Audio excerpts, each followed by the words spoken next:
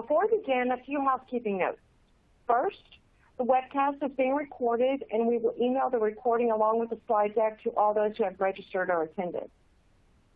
Also, you can use the widgets on your console to interact with us. For instance, you can submit questions at any time by hitting the purple Q&A box. We will answer questions at the end of the presentation, but feel free to submit them throughout. Also, Spanish translation is available for this webcast, so please take advantage of it. And for technical support, click the yellow question mark box. There are other resources and helpful tips on this console, so please enjoy. And a quick note about Refinitiv. You may already know us. We were formerly the financial and risk business of Thomson Reuters. Refinitiv is one of the world's largest providers of the financial market data and infrastructure. To learn more about us, please visit us at refinitiv.com. Today, our partner is SP Global Platts. Platts and Refinitiv have been strategic partners since 1935, just over 25 years. We each play a vital role in the energy and commodity markets, and together we provide an end-to-end solution while leveraging our strengths to support our customers alike. Refinitiv Icon, Datascope Select, and DataStream platforms deliver Platts real-time news and market data price assessments across the many commodity verticals we serve globally. Let's get started, and I'm going to introduce you to our distinguished panel. Lenny Rodriguez is a team leader for product arbitrage and Latin American oil analytics for Platts. He is responsible for the development of their product trade outlooks, regional supply and demand balances, price forecasting, and fundamental analysis. He is also the author of their monthly Latin American market report. Corey Stewart is a senior energy analyst at Refinitiv. He is the co-creator and co-host of Refinitiv's popular podcast, The Rundown Tank, Americans Oil. Jim Mitchell is the head of America's oil analytics team at Refinitiv. He has over 26 years of experience working in every aspect of the industry. Our first question is going to be for each one of our panelists. We're going to start with Corey, and it is, how do you see COVID impacting Latin American refining and product demand? Thanks, Annette. So let me get a slide up here. Okay, guys, I'm a big picture type of person, so let me first give you some perspective. Looking globally, our collective benchmark for economic collapse is the Great Recession, but let me tell you something. At the worst, the Great Recession saw a contraction at 0.07%. Obviously, many countries expanded, albeit slower than they could have otherwise, while the foundation economies suffered. When the novel coronavirus permeated the news and authorities started to take action, I was one who believed that everything would be short-lived, and then any economic and energy impact would quickly subside and that things will return to normal. I was a believer in the V-shaped recovery. Well, now not. Take a look at the chart on the left. You can see the 0.07% contraction that I mentioned, but what's more concerning is the IMS view that we will see global GDP contract over 3% this year. Again, we will still see some growth in some areas, but this COVID-inspired collapse will create lasting effects in a number of ways, an impact that's near and dear to me, energy. However you look at it, it's likely that the nature of how many of us work has changed forever. Yes, there will eventually be some reopening and people will return to work. I mean, they already have. But it's not going to be for everyone. I know there's some joking that cities like New York City, for example, are dead, but there are changes afoot. Positive for transportation fuels demand are that people around the world are considering personal vehicle ownership rather than looking at public transportation or ride sharing to get around. This isn't feasible in a number of locales where it would be impractical or cost prohibitive, but nonetheless we can expect some movement, at least for a while, to personal vehicle use and ownership. Contrast that with, for example, plane travel. Jet fuel demand is not expected to return to normal even by end 2021. Also work from home. Probably most notable for us on that front here today is Petrobras indicating that it will keep 50% of its administrative staff working from home permanently. This is from an energy company. Now direct your attention to the chart on the right. This is from last week, but it's easy to see the increase in COVID-related deaths are centered in Latin America. And a technical note, I know that countries like Belize and Suriname and Guyana are not technically Latin American, but data from those countries will be included in my slides. So, moving on, Brazil's President Bolsonaro has caught significant criticism for his handling of the virus. Second to the U.S., Brazil has had the highest number of infections in the world, and for perspective, 1.8% of Brazil's population has been infected with COVID-19, which is the same percentage as the U.S. Contrast that with the country with the third highest number of infections, India, with only 0.24% of its population having been infected.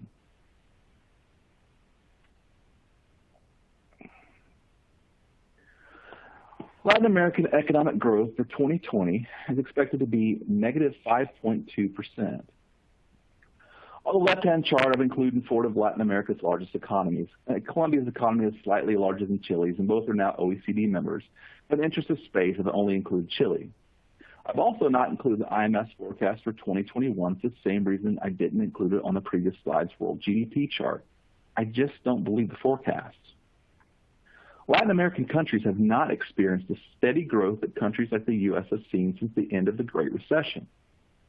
Argentina has continued to struggle over the years, and Mexico saw its economy contract in 2019.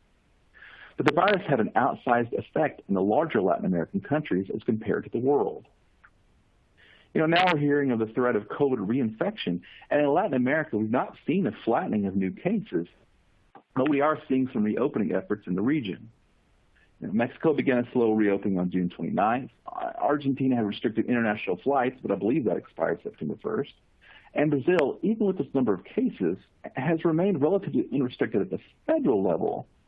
The local governments have maintained forms of lockdown. I'm not personally opposed to reopening, but acknowledge that with reopening, there are risks of case reacceleration and a slide into further economic strife. For all of us, perhaps the COVID-19 vaccine looks like it could come as early as next year, but it certainly doesn't mean the halt to COVID cases. It will take some time for that vaccine to reach the masses, say 2022. Therefore, this natural delay in vaccine creation and distribution could theoretically mean, if we ignore the high probability that some work-from-home policies become permanent, we don't see oil demand reaching its previous level until at least 2023. Now, aside from other economic indicators, take a look at the right-hand chart. Brazil's not special in this regard. The novel coronavirus caused job losses around the world, and other Latin American locales experienced much the same, but I use it to prove a point. Even as lockdowns are eased and economic activity picks back up, the unemployment rate in Latin America will not fall significantly overnight. Instead, we can expect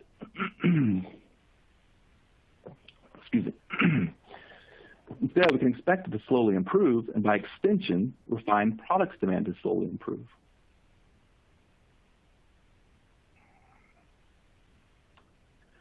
So what about Latin American refined products demand? I know that, for example, LPGs are a more important refined product in Brazil, say, than the U.S., but for our purposes here, the marquee refined products are gasoline, diesel, and jet fuel. Refined products demand in Latin America is dominated by Mexico and Brazil. And throughout the last few years, even during the brutal 2015-2016 recession, Brazilian demand for marquee refined products has held up decently well. But in using 2019 as our baseline, COVID has thus far wiped nearly 27% of Latin American demand off the books. Compare that with the U.S. at about a 16% reduction in demand for these products. Now, I'm fortunate to be at Refinitiv and access to such a large volume of data and tools that make these types of events easier. The map on the right is just a snapshot in time of ports, ship positions, et cetera. So let's just flip to the next slide.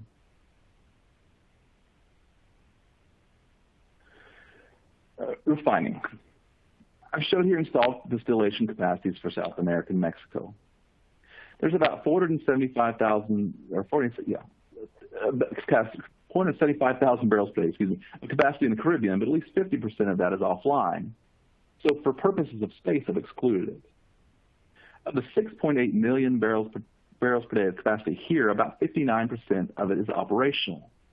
And just as Brazil and Mexico have outsized refined products demand compared to other Latin American locales, the same rings true for refining capacity in these countries. Throw in Venezuela and you effectively have a Latin American refining story covered. The next significant capacity is Argentina, but it's kind of an island in and of itself. Essentially, crude produced in Argentina is refined there, but I'll talk more about that later. And local refining still leaves the country net short by about 55,000 barrels per day of refined products. As of last Monday, both Mexico and Brazil had refining outages of about 12% that can be attributed to the coronavirus, but the similarities end there. I have a couple slides dedicated to Brazilian and Mexican refining, but before moving forward, let's put a bow on Venezuela.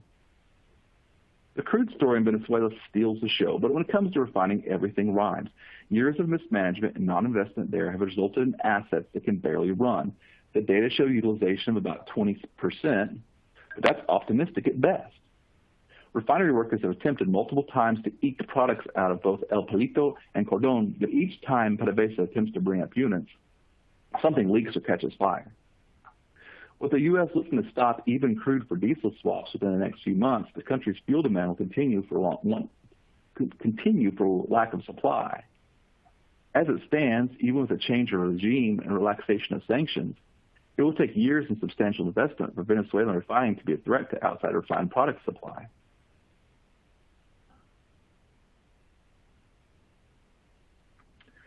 Brazilian refining. So post the 2015-2016 recession, Brazil has yet to achieve the gasoline and middle distillate demand that it once had. And COVID has certainly not helped in this regard, though Brazil still has a significant demand for petroleum products. I'm sure that everyone listening today is familiar with Petrobras, and the company controls over 95% of the refining capacity in the country and its significance as a crude producer. Petrobras was once the most indebted producer in the industry, and it ended 2019 with about $87 billion in debt. As part of its plan to reduce that debt, the company decided to sell off many of its non-core assets, and falling under this umbrella were 8 refineries with just over 1 million barrels per day of capacity. The company expected that over the 2020 to 2024 period, the sale of these assets would yield between $20 and $30 billion that would be used to relieve Petrobras' debt burden. COVID, of course, affected these plans. The last time I heard, the company expects to end 2020 with much the same debt burden it started with. Brazil wants to be a crude producer and exporter, and Petrobras specifically is focusing on the upstream. Of those 8 refineries up for sale prior to the pandemic, it now looks closer to selling one of them, Arlam. Arlam is Brazil's oldest refinery and second largest with a capacity of about 315,000 barrels per day. It makes a range of products, including food-grade paraffin wax, and accounted for about 13% of Brazil's refined products production in 2019. Mubadala Investment Company, an Abu Dhabi firm, looks to be the most likely buyer. Arlam is located in Brazil's Bahia state, which holds about 7.5% of Brazil's population, but the refinery supplies parts of Bahia, Sergipe, and other states in northeastern Brazil. This region's transportation fuel demand has been close to twice that of Brazil's overall growth over the last few years. The refinery has sporadically exported product to Europe, the U.S., and Asia, most recently 2 cargoes of naphtha to South Korea. Arlam is currently running at about 63% capacity. 132,000 barrel per day crude unit has been offline since 2017. When Petrobras originally announced its intention to sell the 8 refineries, it planned to do so in 2 phases. Arlam was included the first phase, as was Arnest, Repar, and Refap. Repar and Refap both have just over 200,000 barrels per day of capacity, and both of these refineries serve South Brazil. Repar accounts for about 12% of Brazil's refined products production. Refap is currently running at about 80% capacity, but Repar has ramped up utilization. Currently, Petrobras is taking bids on Repar. But the real interesting refinery of the group is Arnest, perhaps more commonly known as the Abu Lima refinery. This particular asset is the country's newest, but only one of its 2 trains is operating. Arnest is probably the most expensive refinery ever built. The last I heard, it was going to cost something like $20 billion, for just 5 times its original budget. Now we know. The original purpose of building Arnest was to reduce imports, specifically diesel. In 2019, Brazil averaged about 200,000 barrels per day of diesel imports from the U.S. alone. But at such a high cost, perhaps the country starts to limit reliance on foreign sources, but it certainly didn't save a lot in doing so. Now, the other refineries originally on the block, though holding some strategic significance, are considerably smaller. The Replan refinery, the largest in Brazil at 434,000 barrels per day, and not on the sales block, is like Noah's Ark. It has 2 of everything, 2 crude towers, 2 cracking units, 2 cokers. Replan is fairly new as far as refineries go. It started operating in 1972, was master planned logistics. It's close to main highway and railroads from Sao Paulo state air terminals. and it's only 73 miles from the city of Sao Paulo, Brazil's largest with a population over 12 million. Replan is a strategic asset and has been operating at about 64% capacity, but has evidently started ramping up and is currently operating at about 90% utilization. It has become a significant player in producing VLSFO bunkers, producing about 12% of all Petrobras produced VLSFO this year. As we move forward out of the crisis and see a pickup in trade, this particular aspect of Replan will continue to be important. Collectively, Brazilian refining is faring well. After dipping to below 60% utilization during the height of the pandemic, it's now to about 85% utilization. As we continue to emerge, the Brazilian refining story will remain to be interesting. Despite some roadblocks to Petrobras in selling off assets, the reality is that if and when these refineries end up in other hands, it's likely their operational efficiency will improve. This will serve as a threat to outside importers, especially the U.S., which has become reliant on Brazil to take its refined products exports. So,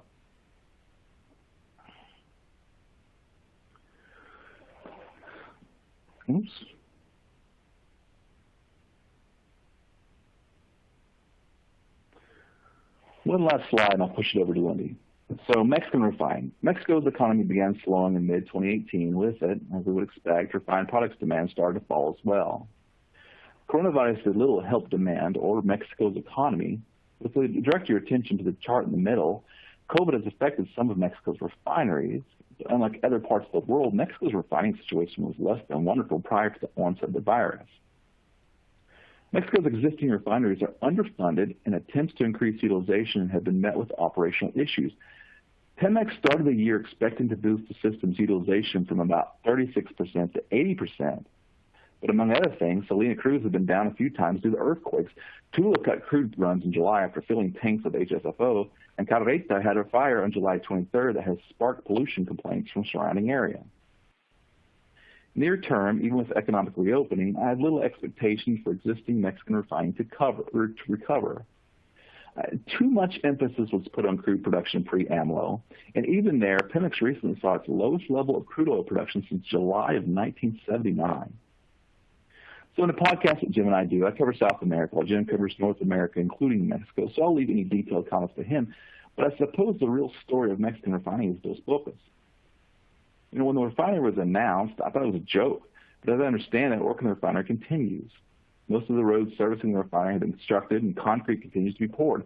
However, cost overruns are expected, and the June 2022 timeline for opening is optimistic at best. But aside from operational issues, recession, historically low crude production, and AMLO's oil nationalism, another issue plaguing Pemex is this. It's one of the most substantial emerging market borrowers, and it has no real plan to reduce its carbon emissions. Pemex is history's largest fallen angel, and where Petrobras and Colombia's Ecopetrol have taken steps to address climate concerns, Pemex has essentially turned the other way. And like I mentioned in previous webinars, where issues like climate have historically taken a back seat during times of economic crisis, we're still hearing much around climate today. Therefore, Pemex may find it very difficult to fund in the near future. And by extension, Mexico as a sovereign may find it very difficult to obtain credit as well. So with that, I will push it over to Lenny. Lenny. All right. Good morning, everyone, and thank you for joining us this morning. Just a reminder, keep sending those good questions to our Q&A section at the bottom of your page, and we will have a few minutes after we finish our presentations to address those questions. So let me jump onto let's keep this refinery discussion going. So let me go to, what I'm going to be covering is what we expect going forward, mostly in the near term. I think Corey presented a very accurate picture of what's going on today with demand, with economic growth, with coronavirus, things like that. I will be touching a little bit more on what's the expectation in the future. And let me start by just, Corey already talked about this. I just want to reiterate, in the last couple weeks, really, we have seen an easing of the newly detected or reported coronavirus cases in the region. This is this is encouraging news. Absolutely, this is positive, but it also has to be taken with a grain of salt. We all know that even governments in the region have admitted that cases have been underreported. There is no widespread testing really, and the capabilities of the health systems in the region are fairly limited. So the belief is that, yes, there are many more cases that are flying under the radar. But nevertheless, Brazil seems to be easing the cases, Mexico too. We will be keeping an eye on this because we have seen how cases in the past have come off only to go back again. So many countries in the region have chosen not to do any countrywide quarantines and lockdowns anymore.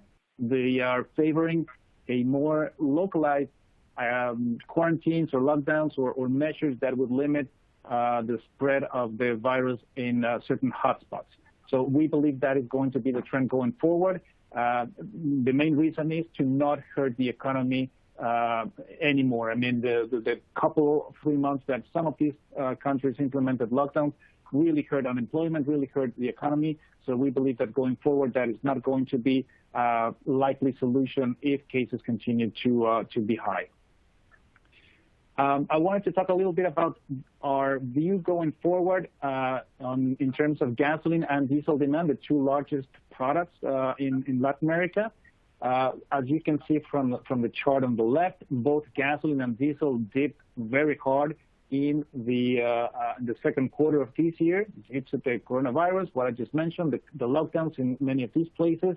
But we are seeing a recovery, and we are seeing a fast recovery in some places, or actually I should say in one place, which is Brazil. So, but in general, for the region, we're expecting that this year, gasoline consumption is going to be down about 350,000 barrels a day, whereas diesel, we expect that drop to be about 200,000 barrels a day. The region is also dealing with a very deep economic contraction.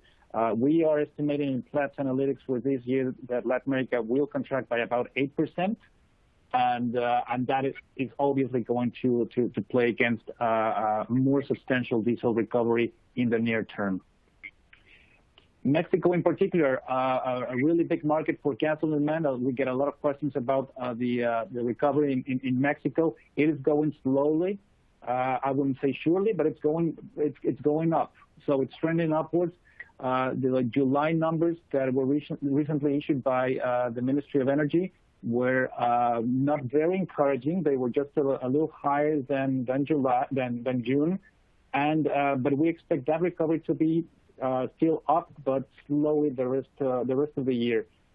Schools are back now in operation, but they have been mandated to stay virtual. So we are not seeing that demand for driving children to and from schools or teachers. I mean, all that traffic is really not happening at the moment. So we expect this demand recovery to be slow for the rest of the year in Mexico. Brazil, I mentioned that demand recovery in Brazil has been shorter. Yes, it has been much more faster than we had anticipated a few months ago, especially given the big unemployment rate that Corey just showed us, and that there's 1.2 million employees with no job since February. So that is obviously playing against a sharper recovery, but nevertheless, the relaxation of mobility measures, the allowance for people to go back to restaurants, gyms, beauty parlors, etc., especially in the big cities like Rio and Sao Paulo, is working in favor of fuels consumption. So by the end of the year, we all expect gasoline, diesel demand to be about 80, maybe 70,000 barrels of gasohol equivalent per day. We do an equivalent measure here for gasoline and ethanol. And for diesel, we're expecting that the drop on an annual basis is going to be only by 50 or 60,000 barrels a day. There are plenty of risks going forward. Of course, we could see a second wave of cases. We could see that cases could jump back up again. But for now, we are expecting that the economy will be opened and will partially open, and the activity will be resuming the rest of the year. And that's why we are expecting this recovery to be a little faster than we had originally anticipated. With higher demand comes higher demand for imports as well, because we know that because of the big gap in local production, the countries in the region have been very dependent on imports to cover their domestic market. So we saw a really big dip, obviously, in the second quarter of the year, along with demand, but now that's picking up again. And this is noteworthy because the region has been seeing a trend of year-on-year growth in every quarter, almost in every month of the year for the last almost 10 years. So this is newsworthy that for the first time in almost a decade, Latin America will be down on its growth in gasoline imports and also on diesel imports. So both pictures look very similar. We expect diesel imports this year to be down about 100,000 barrels a day. And again, this kind of breaks the trend of annual growth that we have been seeing for almost a decade now. This is particularly true in Mexico. Mexico is a huge importer of gasoline, particularly from the U.S., but also in the summer. They pull from places like Europe, and even China has become an important player in the Mexican market, especially in the West Coast. So the recovery on those imports from Mexico is happening, but it's very slow. As we have seen from the latest data that I mentioned from the Ministry of Energy, imports did not pick up substantially, but picked up somewhat from where they bottomed out in June. So we are expecting Mexican imports to be somewhere between 450 to 500,000 barrels a day the rest of the year, again, following a slow recovery in local demand. And that is happy news for U.S. exporters, U.S. refiners as well. As you can see, the U.S. exports to all destinations, this covers all destinations, not just Latin America, they bottomed out dramatically in May and June this year with the loss of demand in these places. But they have recovered very, very rapidly, and now we are seeing them tracking either last year's level or historical averages. So that's good news because margins in the Gulf Coast particularly depend a lot on the movement of these products into the Latin American markets. Refining. So again, Corey painted a very clear picture of what's going on in refineries these days in Latin America. Mexico having a lot of issues to deal with their maintenance program, which is completed according to Secretary of Energy Rocío Nale at about 67-70% from the last update that she provided a couple months ago. So the maintenance program is ongoing, but the operational issues remain very high. So Mexico is not recovering.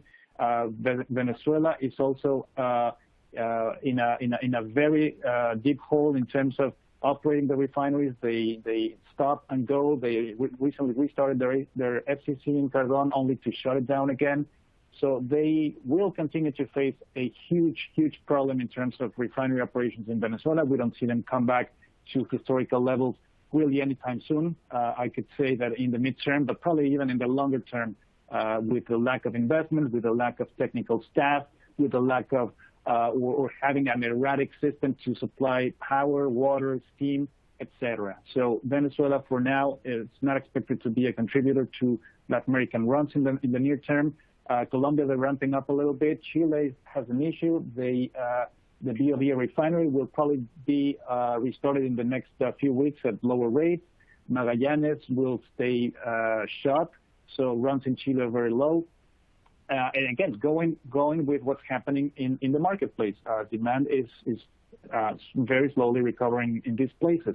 Now, not to be lost in this picture is that we were expecting St. Croix in the U.S. Virgin Islands this year to be operational in the first quarter of the year, right on time for IMO 2020, which was supposed to be the big story this year, but it didn't happen because of COVID, because of low price environment. But keep in mind that at the beginning of the year, we had the price war between Saudi and Russia, and we experienced very, very low oil prices. So all these things combined, and St. Croix is now expected to come online possibly by the end of the year, maybe early next year. So things to keep an eye on. And I think we're going to talk about this a little bit later, but I'll just introduce it now. And prices. We get a lot of questions on prices, and what is it that we're expecting with prices in the near term. We saw in gasoline cracks a little spike there, induced by Hurricane Laura last week, made landfall, affecting primarily refineries in Louisiana. A couple of refineries are still down there. And the prices came off immediately afterwards. So we're expecting those cracks to still be lower year on year and possibly tracking by the end of the year what happened in 2019. We have a spec change. So really this is a seasonal part of the year where gasoline cracks go down. On diesel, we're expecting a similar trend with a little boost from the harvest season first, heating season afterwards, and then that becomes a really big question mark. Last year we had a very mild winter in the northern hemisphere, and we built a lot of inventories globally.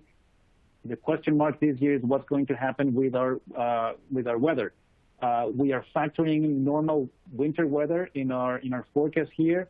So those cracks, even with that boost, as you can see from the chart on the right, will still be below the 5-year range. So with that picture, I'm going to turn this back to Annette. Thank you, Lenny. I know you might need to drink a coffee right now, but I was wondering, can you also tell us how do you see the key oil benchmarks for the short and midterm? Yes, thank you for that question. So I touched a little bit about on product cracks here, the most important one for people in the region who look at the Gulf Coast cracks and to Europe for diesel. But underlying these product cracks and the movements that we see here is Brent. And in Platts Analytics, that's where we key off all our forecasting for both crude and products, where we're seeing Brent. So in the third quarter of this year, we see Brent really not doing much. We see fundamentals pointing at Brent staying in the $40 to $45 per barrel range for the rest of the third quarter. There's really a lot of inventory out there. Supply is steadily increasing, and there still persists some anxiety over demand recovery. COVID cases are still growing in certain places. India is a huge concern, as we just saw. There is a lot of concern still with Latin America, even though cases have eased in the last few weeks. So for this forecast for Brent, we still see some softness in the third quarter, and going into next year, we see that we will have increased refinery run rates. Along with recovering demand, that's the expectation that we have, that demand will continue to recover. So by the end of 2021, we see Brent at around the $50 mark. So a lot can change from here to there. Obviously, we have seen that this year threw us a monkey wrench with COVID, but for now, that's our expectation. Thank you very much. You know, you brought up a good point. I think we need to address the crude side of refining. So, Corey, what are your thoughts on the Latin American crude section? Well, let's turn over here to a slide I've got. First of all, though, Lenny mentioned the weather in the northern hemisphere this year. You know, the Farmer's Almanac says cold and snowy, so I'm going to hope for that. But anyway, so we're here to talk about refining and products, but of course no discussion on Latin America would be complete without at least mentioning crude production. As I've said before, Latin America accounts for about 8% of world oil demand. Latin America's population comes out to be about 8.5% of the world. But we're looking at production, that number's higher. So all in, Latin American liquids production is about 9% of the world. If you take just the crude piece, then it's more like 10% of global crude oil production. You know, most of this production comes from Mexico and Brazil, and former oil market heavyweight Venezuela is now producing maybe 200,000 barrels a day. So in South America, Brazil still stands as the largest crude producer, a title it's held since 2015. In 2019, Brazil produced just shy of 3 million barrels per day, which was over 7% more than it produced the year prior. Now, before the onset of COVID-19, Brazil expected to increase 2020 production above 2019 by over 300,000 barrels per day. Now, after announcing that it would scale back production, instead of continued forward as it found a ready buyer in China, or it still sends at least half of its crude exports. Brazil's, and more specifically Petrobras's aspirations, I think as I mentioned before, are to increase its share of the world crude market. In fact, regarding the asset divestments I discussed earlier, the driving purpose rather than paying down debt, is to focus more on the upstream. But again, I don't want to dominate the conversation with Brazil and other large players. The more interesting stories to me fall places like Guyana and Argentina. Guyana is a small economy that has until recently been based on agriculture, some bauxite and gold mining and timber. Liza crude production started there last December, and despite lower crude price and demand due to COVID and some technical issues, we've seen production volumes there reach 120,000 barrels per day. That production, in and of itself, will boost Guyana's economy significantly this year. It's not the near doubling that the IMF saw before the coronavirus, but Guinea's GDP is expected to grow 57% this year alone. And plans are to achieve 750,000 barrels per day production by 2026. What's perhaps even more significant is this. In the Stabroek block, in which Liza crude is produced, ExxonMobil and its partners, CNOOC and Hess, have made discoveries of over 8 billion barrels of oil equivalent. If these are booked as proven reserves, that will mean that Guyana's reserve base is larger than, for example, Mexico's. And guess what? Guyana's next-door neighbor, Suriname, has much the same potential and the same players. Finally, Argentina. Its crude production has been flat to declining for 20-plus years, but Vaca Muerta threatened to change that. Earlier this year, YPF had a plan to spend $1.8 billion to develop the field, which is based on $60 barrel crude. And given that we began the year with oil prices approaching 70, it was a far more realistic plan than we've seen elsewhere. The country hopes to achieve 1 million barrels per day in production by 2023, and that would mean that the country could put an additional 500,000 barrels of crude exports on the world market. I'm big on influence. And aside from the influence I discussed earlier concerning products and refining, there's just as much, if not more, in the way of influence from outside interests on crude. That's out of scope for this webinar, but certainly reach out to Jen Ryan, and we'll be happy to discuss further. Thank you, Corey. Latin America has very major centers for refining, such as Venezuela, Mexico, and Brazil. How do you see those developing? So that's a good question, because we are seeing very different dynamics. For instance, Brazil is trying to get rid of assets that they don't deem as strategic, or they just simply don't want in their portfolio. So that's why, as Corey mentioned, they recently awarded the first refinery out of 8 that they are trying to sell. Their approach is, let's get rid of the assets that are not as profitable, and let's put that money into other areas of our business that we deem more profitable. So that is the upstream, which Brazil has been very, very successful over the last several years in growing, like all these pre-salt and all these new discoveries in those areas has increased dramatically the exports of Brazilian crude, which have found a very good home in Asia, by the way. That's where the majority of those exports go to. So that is the perspective in Brazil. You contrast that to the other big refining center in the region, which is Mexico, and the approach is completely different. This administration, the López Obrador administration, is keen on strengthening Pemex, making it the engine of growth for the Mexican economy, and they are trying to really not incentivize more of the private investment that they had been able to attract in the previous administration. So we saw how they stopped offering upstream blocks for future development. They are also not really keen on adding more import permits for private importers for products. So it's going to a completely different path than Brazil. They're trying to strengthen Pemex in a very nationalistic sense for the rest of this administration. And one of the big flagships of that message is the Dos Bocas refinery, which the government wants to build with a budget of $8 billion by 2022. We don't see in Platts Analytics that happening in 2022. We have in our World Refinery Database risked that refinery as a probable by 2026 because we see a lot of risks. One of them is funding. Pemex is already the most indebted oil company in the world, and this investment into a new refinery is a huge, huge burden for Pemex and the Mexican government. So that is a big risk that we see out there. And currently, the refineries, and we had a question from our participants here about why Mexican refineries are so low. Their utilization rates are so low. It's because they have been underfunded, underinvested for such a long time that the current maintenance program that the government is introducing is simply not enough.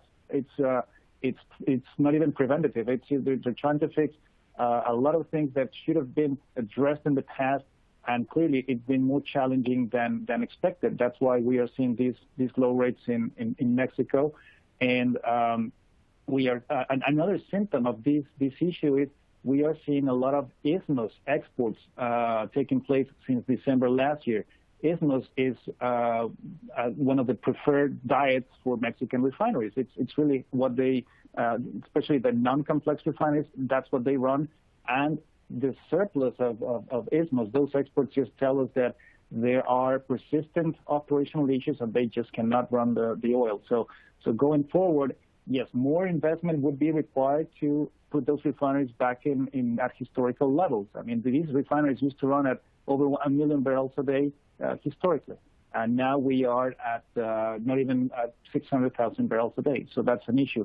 And I think I addressed Venezuela when I presented that chart earlier in this session. So I'm just going to add that, yeah, we don't really see Venezuelan refining coming back to a significant operational rate anytime soon, given the many economic, financial, and technical issues that they are facing these days. Okay. Thank you, Lenny. We need to talk, I think, about trade flows. I know in the first half of the year, Latin American trade flows were low. Corey, how do you see the second half of the year playing out? Yeah, I'll get to that, but just hear what Lenny was talking about too. I think is kind of funny on the Mexican refining. Just today or yesterday, AMLO announced the 2021 announced budget and put a lot of emphasis on the infrastructure. Part of that being some investment in the refineries, but there's really not any money there to do that. But also too included a tourist railway in the Yucatan. And he wanted to do all this without taking any more debt. So it's kind of an interesting thing that came out here. But sticking to the questions. So Latin American products trade. Collectively, Latin America represents only about 8% of world oil demand. The region is a net importer by a wide margin of refined products. There's some interregional trade, and we'll talk volumes in a minute when he talked about some of that. I added to it, but as you can see across the three charts here, the U.S. is the dominant supplier of refined products to Latin America. This remained unchanged through the pandemic, but the question is, will it still be the case in the future? And hopefully it'll be something we'll have time to discuss in a moment. But if you push over here, the question about Latin American imports and balance of the year. Take a look at the slide. On the left is South American trade, and it covers waterborne trade to locales outside of South America. So if, for example, Brazil loaded a diesel cargo and sent it to Mexico, then that would be captured. But if Brazil sent that cargo to Uruguay, then it would be excluded. Now, as you can see, we're not terribly far away from the 2019 average refined products net imports, but I see it staying just about this level for the remainder of the year. As South American economies have started to open, refinery utilizations picked back up. We talked about that. I already said the Brazilian refining is operating about 85%. If you look elsewhere, Argentina is at 68%. It's expected to hit 73% utilization by year end. And Colombia should be operating about 80% by year end, to name a couple of places. So continued subdued demand will be met somewhat locally, but net imports will continue to play their part. To me, Mexico is a different story. As you recall, demand was already in a downfield prior to COVID. And even with reemergence from lockdowns, the economy is still not in the greatest shape. However, it wasn't in the best shape in 2019 either, and net imports averaged about 18 million barrels a month. So since Mexican refining, as Lenny talked about, continues to struggle with no discernible hope in the near-term horizon, and with U.S. PADD 3 inventories, especially diesel, remaining historically high, I believe there's a very real possibility we continue to move back towards the 2019 average.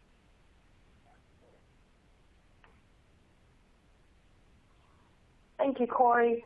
I think it's time now for the Q&A session. So the first question is going to go to Jim. Jim, there's been many talks about Mexico's new refinery, the Dos Bocas. Do you know the latest details? So I do. I know many of you that listen to our podcast have heard me talk about the Dos Bocas refinery in Tabasco, Mexico. For those who haven't, it's a 340,000 barrel a day new project, new refinery. Estimated cost is about $8 billion US dollars. I'm hearing whispers already that it's starting to look a whole lot more like $10.5 billion. 17 operating units, 54 tanks, sits on a bit over 5.6 square kilometers. It's big, and it's right on the water. Divided into 6 packages. Package 1, combined cycle power plant, crude distillation, and coking unit. The foundations for the coking unit are about ready to be poured. They're putting in a whole bunch of metal pilings, as I mentioned. This is right on the water. Package 2 is mostly the hydrotreaters, so diesel hydrotreaters, gas oil hydrotreaters, naphtha hydrotreaters, and a naphtha reformer, and a pipe rack. The footings for the pipe rack are about 50% done. Package 3, that's going to be most of the refined product units, so cat crackers, hydrocrackers, catalyst generators. Those pilings are still being put in. There's a whole bunch, thousands of these pilings that need to be put in. Package 4 is the sulfur plant, gas recovery, and hydrogen plant. This is one of them that's lagging behind as the pilings are being put in, but this is going to be one of the last packages that it will be completed. Package 5 is the storage tanks, and 18 of the 54 storage tank foundations have been poured. The rolled steel is already there, and they're already starting to cut it for the tanks. Package 6 is the on-site buildings. When I saw the plans, I counted 7. The admin building, there's a work residence, a laboratory, workshop, communication center, security, and the refining control center. The parking lot has been poured for the control center, and they're starting to work on the foundation. Thank you, Jim. We have some good questions coming in. Lenny, we have a question from that's asking, where are Latin American imports coming from? They mostly come from the U.S. Gulf Coast. It is geographically the closest place, and it's also the center where there's more spare capacity to produce and to ship those products out. So most of the movements are waterborne, but there's also some trucking. So geography helps, in particular to for Mexico, who is a really large importer, but other places like the Caribbean, Central America, and even South America, they look at the U.S. Gulf Coast. From time to time, there's exports from the U.S. West Coast as well. And then what we have seen in the last 3 years maybe, is that more Asian supply has made its way into Latin America as well. Chinese, Korean diesel, gasoline, even jet fuel exports have been very competitive into Latin America as well. Those are purely marginal. Those really would be movements around arbitrage opportunities from time to time, but really the bulk of the supply for products comes from the U.S. All right, thank you. Corey, I know that there are several other Latin American refining projects that are scheduled. Do you see them going forward? I have to go back through the list of where they are and what they are. I think it mainly depends on that, right? So, Lenny talked at length about Mexico. So did Jim, so did I. So I think it's a special case. If you look at, say, any kind of ideas for projects, so essentially in Brazil, I think a large part of that depends on how COVID plays out and how those refinery sales go. So as those refineries pass into I won't say private hands, but other hands, there will obviously be some enhancements to those refineries, to make them more competitive, et cetera. And the one that stands out to me is Abu Lima. So, right now only one train is running. If someone were to actually invest in a refinery, I don't know, seems like it would be pretty expensive, but if someone were to invest in that refinery, they could bring that second train online, and then there would be, a 260,000 barrel per day refinery. So it would be a substantial gorilla on the block. But outside of that, I just don't know.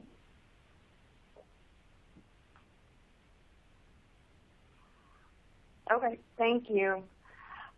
Lenny, our next question from the audience is, in a $45 to $55 Brent price environment, does Colombia have a stronger incentive to invest in crude production than in refinery capacity? That is a very good question. I don't have the answer right now with me. I would need to check our overall production costs for Colombia. My guess is that it would work better than this. The refining environment right now is so poor. I mean, we have seen refineries in the U.S. shutting down in the last 2 weeks, 2 of them in the U.S. West Coast, and being turned into renewable diesel facilities. Also, in other places in the world, they're shutting down refining capacity because margins are so low. So I'm just going to take a wild guess here and say that in this very low margin environment for refining, it would make more sense to pull the oil out of the ground. But again, I don't have with me the production costs in Colombia. But again, I'm going to guess that yes, it would be a much better proposition. All right, thank you. Corey, we have a question here that I think is good for you. What is driving the low refinery utilization in Pemex refineries?